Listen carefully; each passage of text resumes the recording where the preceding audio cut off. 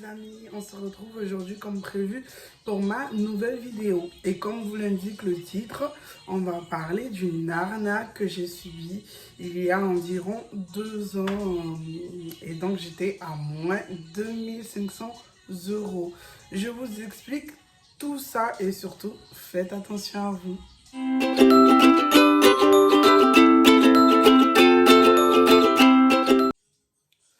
Donc, tout commence en 2018. Je venais d'arriver sur Toulouse. J'étais en apprentissage, je démarrais mon apprentissage. Je suis arrivée très rapidement. J'étais en colocation, tout ça. Et ce qui s'est passé en fait, c'est que pour ceux qui me connaissent, je suis très réseau. Donc, je suis énormément sur les réseaux. Je partage beaucoup sur les réseaux, tout ça. Et un jour, donc, je reçois un message. Genre, je vais vous montrer parce que lui, je n'avais pas capturé. Mais je vais vous montrer, genre, que je continue, des messages que je continue de recevoir, hein, du même style, en fait. Qui me disait, job, faites-vous, ouais, job pour tous, faites-vous 1000 euros en 48 heures facilement, ou je sais pas, un truc de ce genre. Je vais vous mettre le message là. Et donc moi je vois ça, je dis ah bon. Et genre je demande un peu plus d'informations en mode ben, comment ça, job 1000 euros, moi je gagnais 640 euros, j'étais en apprentissage, hein. Donc je me suis dit bon, pourquoi pas, peut-être que c'est intéressant et tout. Donc, en sachant que je venais d'arriver sur Toulouse, j'avais 19 ans. Je venais de faire 19 ans, hein, il n'y avait pas longtemps et tout. Donc, je connaissais pas quoi. Moi, sans souci, je commence à me renseigner. Donc, le monsieur, enfin, d'après ses photos de profil, tout ça, c'est un monsieur, hein, il me dit... il commence à me donner des détails, il commence à me poser des questions et tout. Vous avez quel âge? Vous faites quoi dans la vie? Et le moment où j'ai commencé à douter, en fait, c'est quand il m'a demandé vous êtes à quelle banque, tout ça. Et donc, on parle, hein, on échange et tout. Je lui dis oui, je suis à la banque postale. Après, il me demande en fait sur mes trucs de retrait. Il m'explique, lui, il m'explique qu'il a une société en fait. Une société et que là, il veut clôturer les sociétés, mais pour pas payer d'impôts ou pour pas payer les impôts sur les économies qu'il a eues, il a besoin de les transférer à une personne pour pouvoir les récupérer.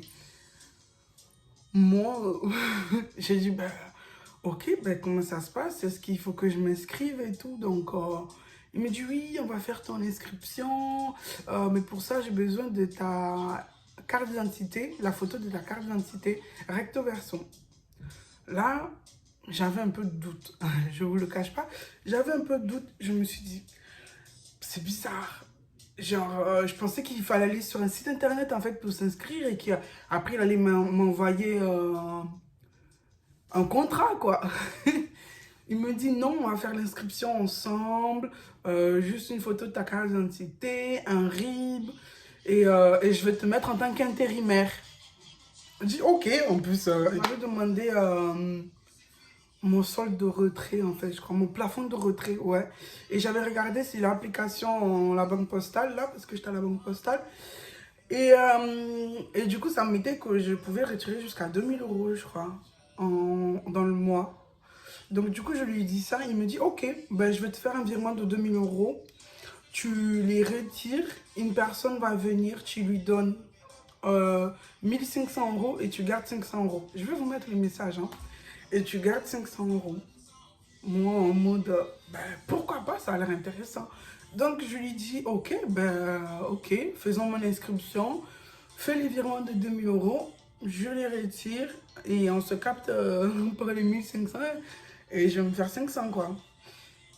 Ok, donc je lui donne mes infos. J'ai tardé avant d'envoyer ma carte d'identité, hein. J'ai tardé, j'allais en cours et tout. Je me suis dit, vas-y, le temps de réfléchir un peu. Parce que je sais pas, hein, je sais pas si c'est un truc sérieux. Je lui pose des questions, puis je lui dis, t'es sûr, c'est pas une arnaque? Je le vous voyez, genre, vous êtes sûr, c'est pas une arnaque? Vous êtes sûr, c'est pas un truc chelou, je vais rien voir parce que je suis jeune, moi je vais au travail, je vais à l'école et tout. Je veux pas de problème. Je venais d'arriver dans la grande ville, quoi, donc, vas-y, je voulais pas de problème.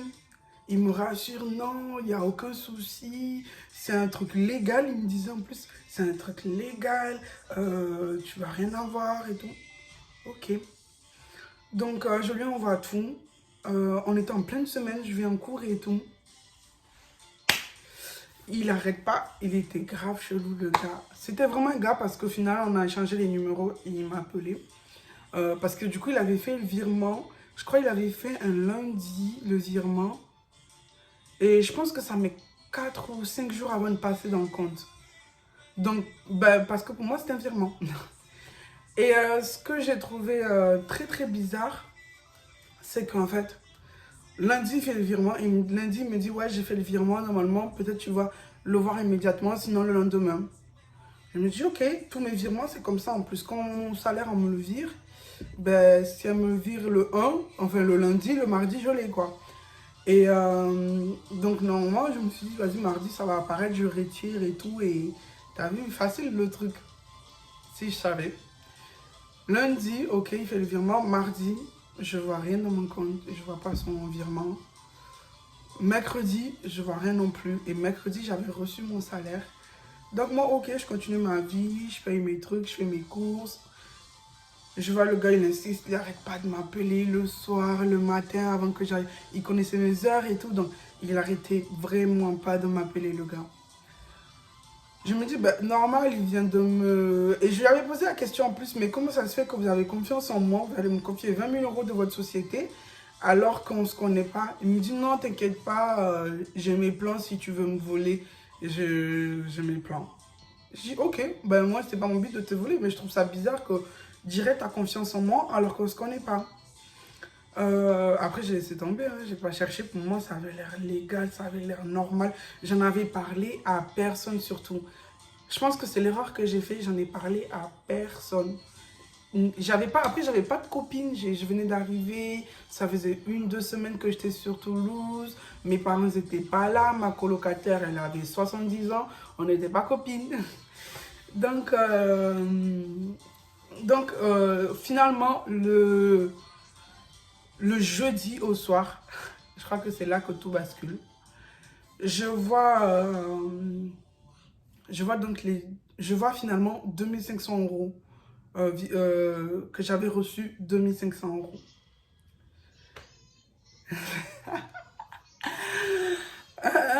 Donc, je regarde et je vois chèque 2500 euros. Je me dis, attends, de base, ça devait être un virement. Pourquoi là, c'est un chèque? La première question que je me pose. Et en fait, j'avais attendu jusqu'à minuit. Tous les soirs, presque, j'attendais. Normalement, genre, je dormais vers 22h, 23h. Du coup, ce qui se passe, c'est que... donc, j'avais dit, oui, t'inquiète, dès que je reçois, je t'appelle. Mais arrête de m'appeler, en fait. Arrête de m'appeler tout le temps parce que moi, je vais en cours. Je suis dans les transports, je peux pas trop parler. Comme si moi-même, dans mon instinct, je savais que ce que j'étais en train de faire là, c'était pas légal, c'était bizarre, c'était pas normal. Donc, le matin, je ne me prends pas la tête, vu que le soir, j'avais déjà vu qu'ils étaient passés. Je me suis dit, vas-y, je vais en cours, je l'appellerai après. Donc, je vais en cours et tout. Je suis en pleine cours à 8h du matin. Et tout, donc j'arrête pas d'y penser, je sais pas comment faire, je me dis vas-y, j'espère que je vais pas me mettre dans les problèmes et tout. Et donc j'ai la pause et tout, on fait la pause à 9h45, il me semble, ouais, on faisait la pause à 9h45 et on reprenait à 10h15, je crois, hein, je sais plus.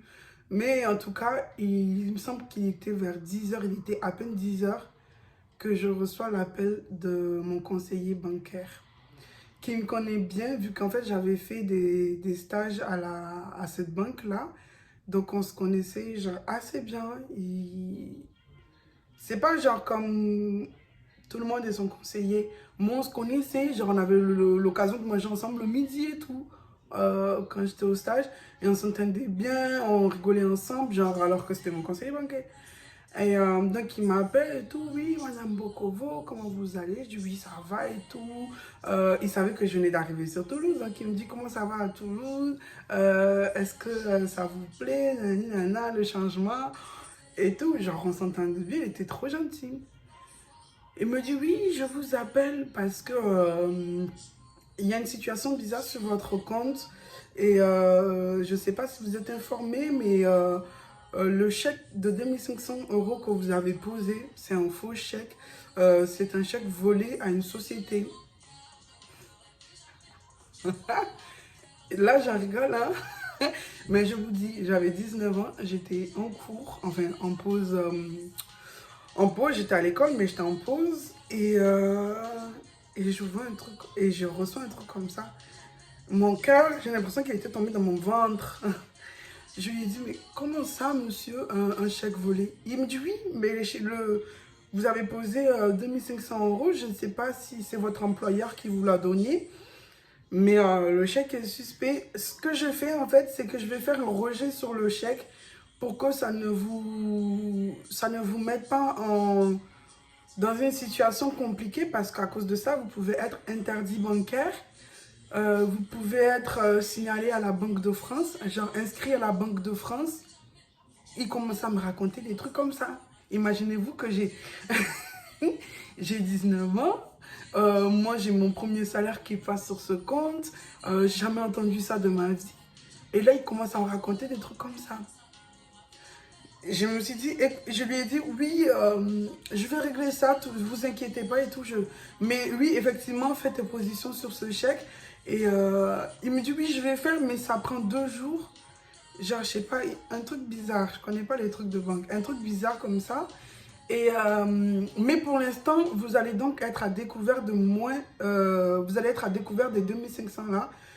Vu qu'en plus, je crois qu'il n'y avait rien sur mon compte. Genre, j'avais utilisé tous mes sous, je crois. Ou j'avais retiré, genre...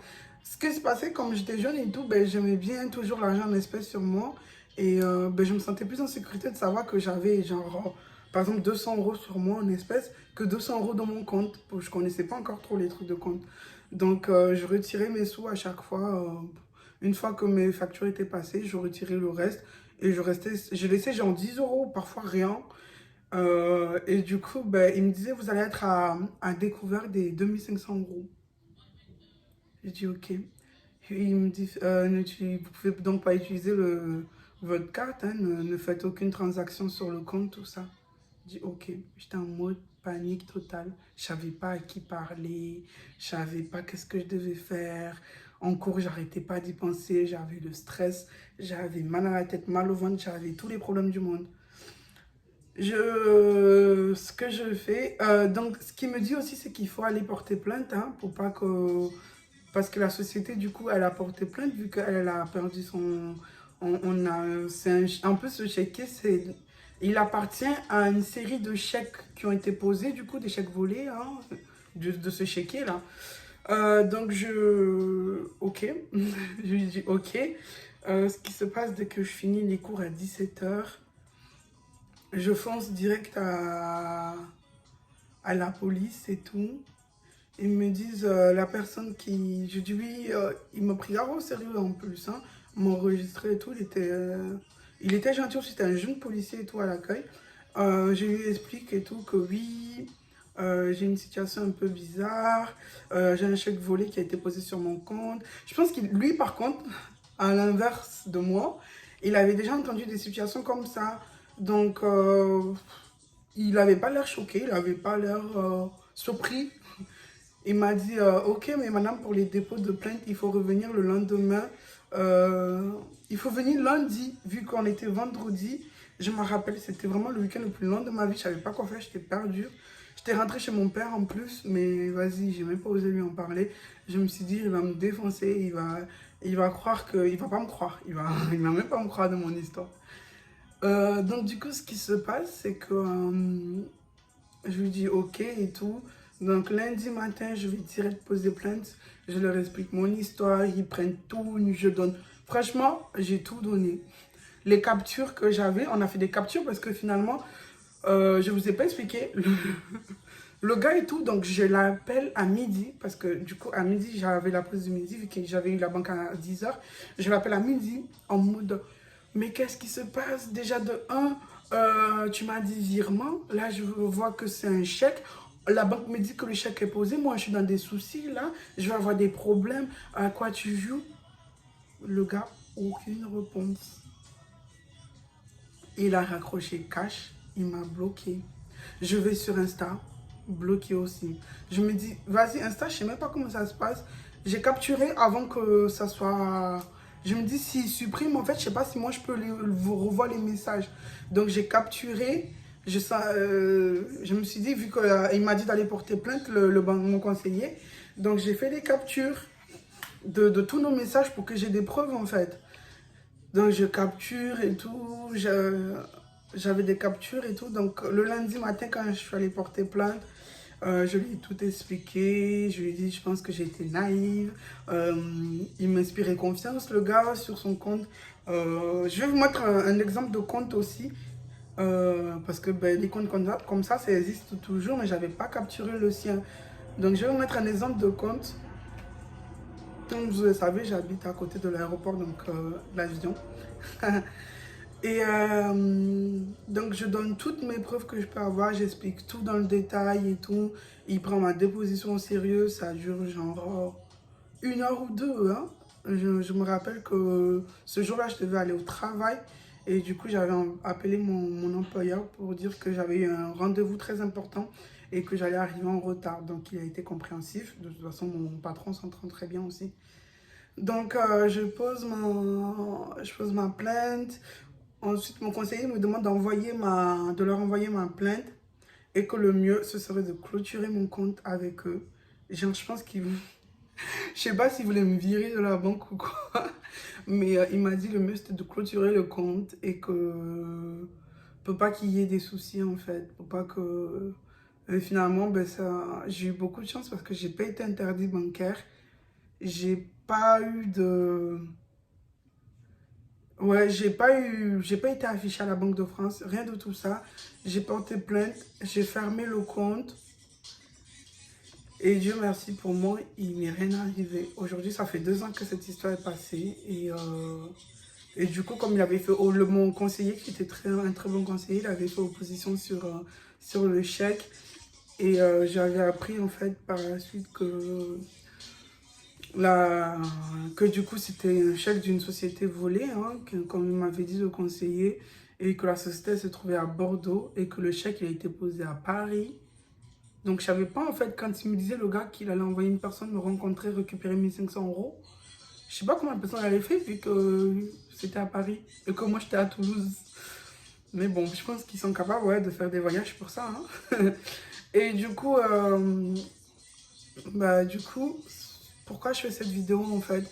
Pour vous expliquer qu'il faut grave faire attention sur les réseaux. Hein. Tout le monde peut être victime de ça au départ.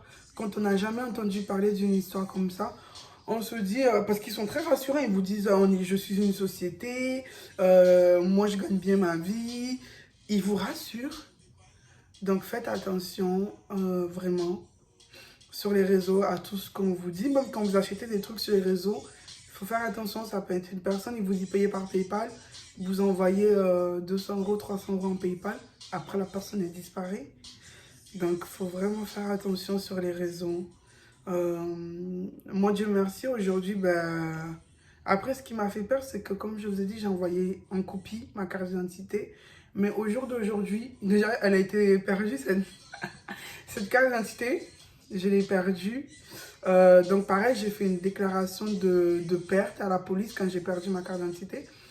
Et j'ai fait une déclaration de perte aussi à la préfecture. Et donc je l'ai refaite. Au jour d'aujourd'hui, j'ai changé d'adresse. Ma vie elle a complètement changé. Hein. Je travaille, je ne vais plus à l'école, en tout cas pas en présentiel. Hein. Je fais mes cours à distance.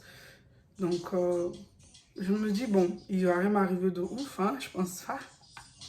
Je pense pas. L'histoire, ça fait déjà 2 ans qu'elle est passée et ma vie elle continue depuis.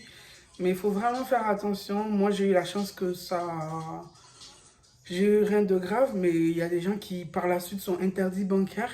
Donc, qui dit interdit bancaire dit vous pouvez pas faire de crédit, vous pouvez pas faire des paiements en 4 fois.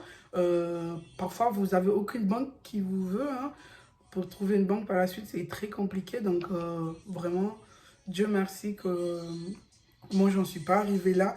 Je suis passée chez Crédit Agricole après. Donc, au jour d'aujourd'hui, je suis chez Crédit Agricole.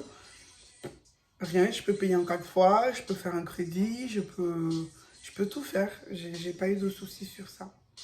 Voilà, donc j'espère que vraiment cette vidéo, elle servira de leçon à d'autres personnes et que... et pareil, hein, s'il y a des gens qui ont été victimes de cette situation, n'hésitez pas à me dire comment ça s'est passé pour vous. Et voilà, et ce que vous avez fait, vous, quelle a été votre réaction suite à cette arnaque. Et voilà, donc merci d'avoir suivi cette vidéo. Et on se dit donc à 15 jours pour une prochaine vidéo. Donc il sera après les fêtes. Du coup, dans 15 jours, on sera après les fêtes. Donc je vous souhaite de bonnes fêtes à vous. C'est sûr que ça sera difficile en cette période critique. Mais j'espère que vous allez pouvoir quand même profiter de vos familles et profiter de ces fêtes de fin d'année.